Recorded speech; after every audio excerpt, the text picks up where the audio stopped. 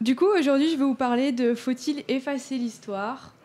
Du coup, je vais parler du déboulonnage des statues, du fait des débats pour changer les titres des livres dits racistes ou des noms de rues problématiques. Donc c'est un débat qui est un peu arrivé avec la mort de George Floyd en Amérique suite à son assassinat par des policiers. Les gens ont commencé à déboulonner des statues de colons. Et moi j'avais entendu parler, du coup j'ai vu. Ouais. Et du coup après ça, on a commencé à se dire est-ce qu'il faut vraiment enlever l'histoire entre guillemets de ce qui est problématique ou pas. Pour certains il n'y a pas de débat, pour d'autres on peut se poser la question. Et ici je vais un peu répondre à est-ce que oui ou non il faut effacer l'histoire. Donc d'abord je vais un peu expliquer pourquoi certaines personnes ont pu faire ça.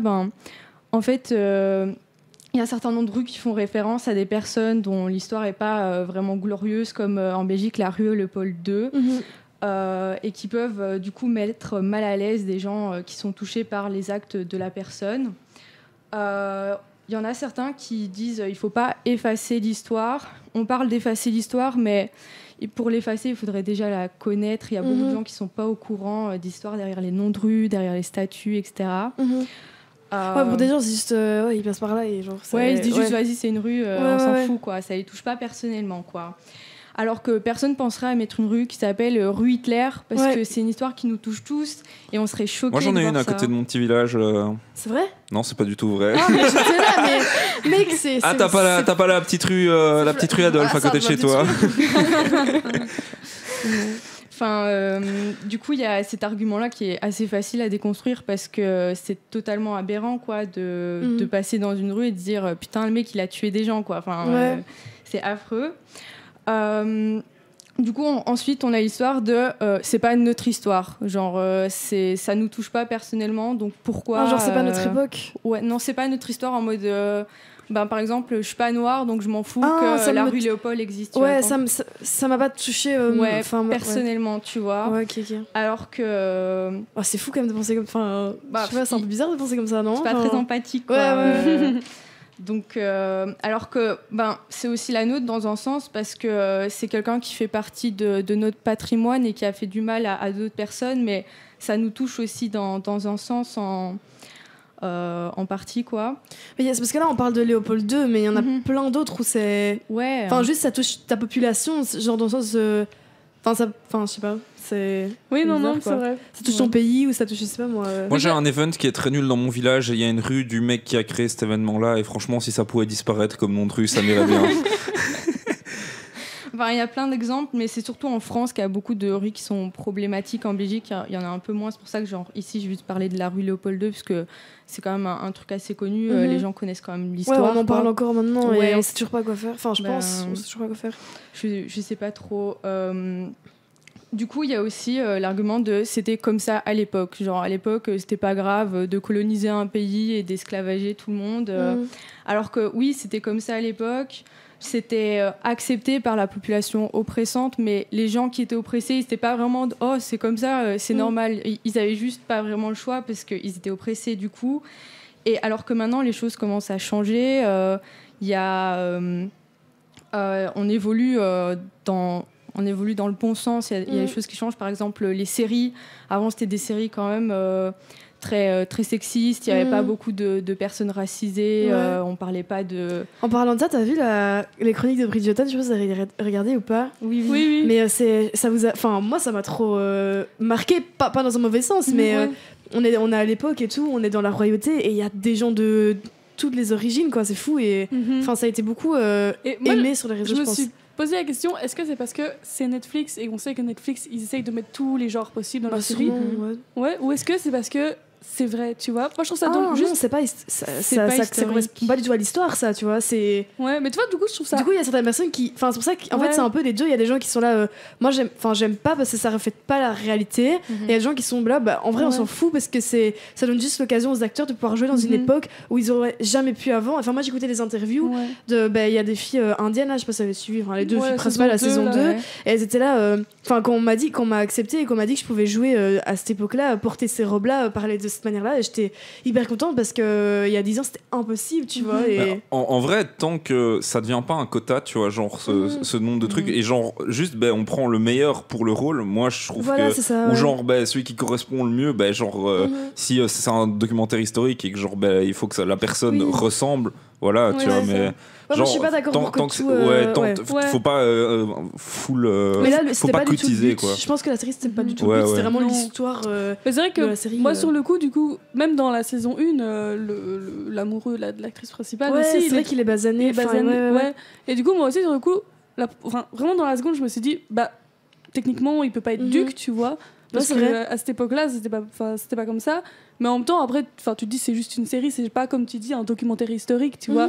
Là du coup c'est juste dommage parce que t'as l'habitude, tu vois, de voir le truc qui suit la réalité des choses, mais en même temps c'est vrai comme tu dis c'est super chouette de voir que ça peut changer aussi et évoluer et prendre genre l'acteur parce qu'il joue bien et pas juste pour ce qu'il est quoi.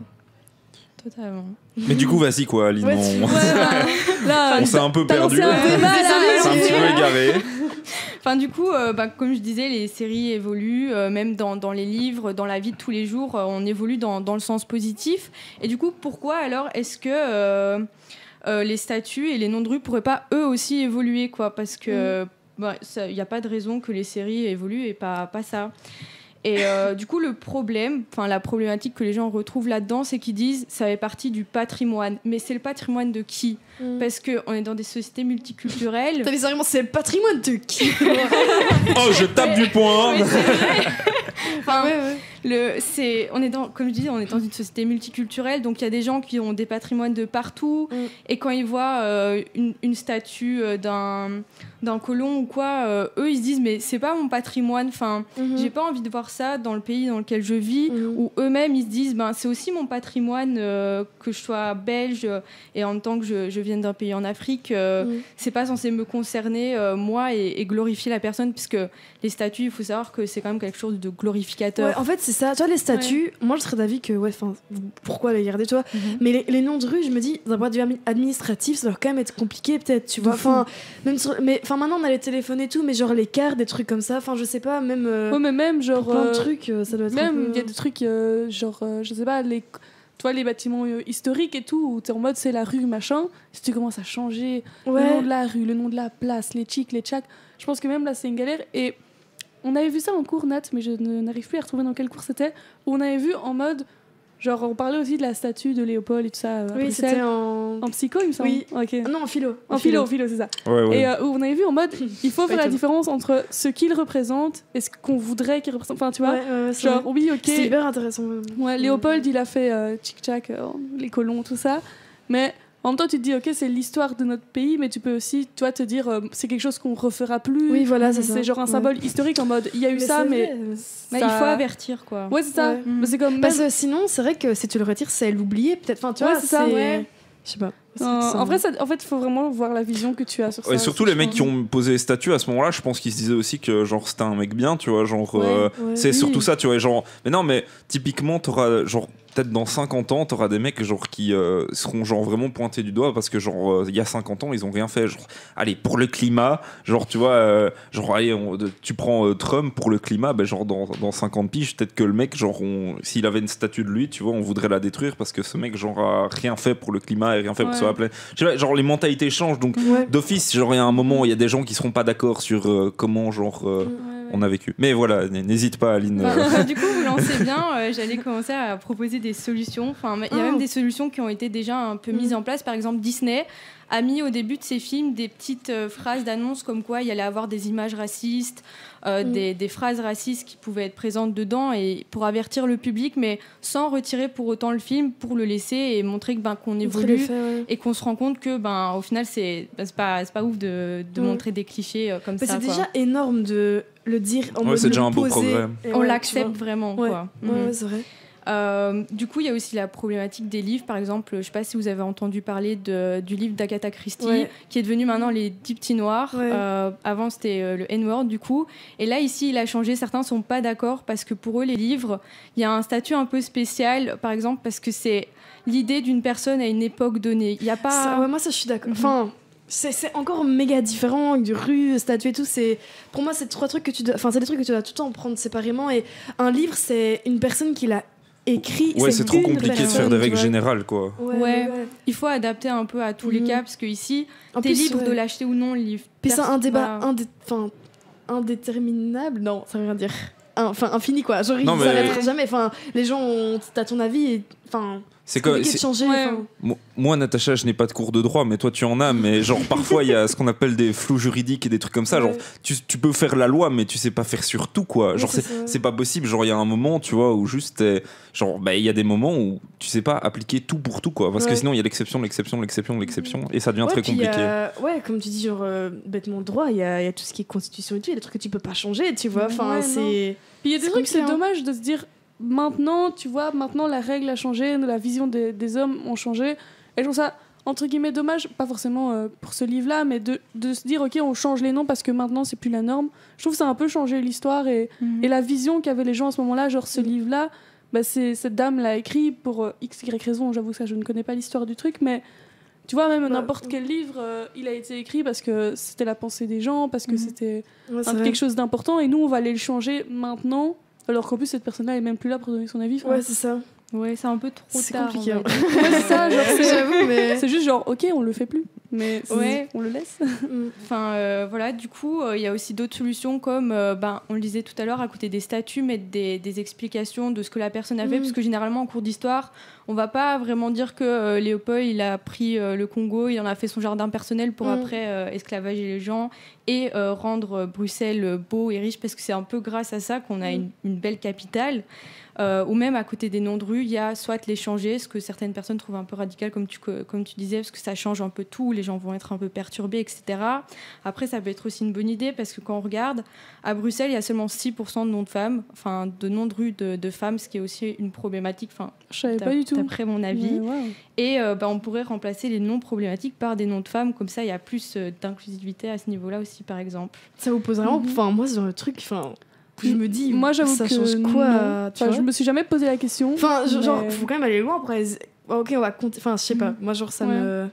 Moi, je trouve ça quand même représentatif de la société, du fait qu'on met plus les hommes en avant. Tu vois, comme on regarde ici à c'est comme avant, quoi. Les noms des auditoires, pratiquement, c'est que des hommes blancs. Tu vois, et moi je trouve que c'est un peu dommage, quoi. Mais c'est parce que c'était comme ça et que ces personnes-là ont fait quelque chose, tu vois. Et on laissait on laissait pas la possibilité aux autres, du coup, de se montrer, de pouvoir faire quelque chose. Et du coup, on a mis en avant des hommes qui ont fait quelque chose pour V9, pour même les facultés, plein de trucs. Ouais, t'as une meuf, genre littéralement, elle a fait la première photo d'un trou noir, tu vois, par exemple. Elle, c'est sûr, dans 20 ans, elle aura un nom d'un auditoire d'office, tu vois. C'est juste qu'elle a été mise en avant, maintenant, elle est mise en avant.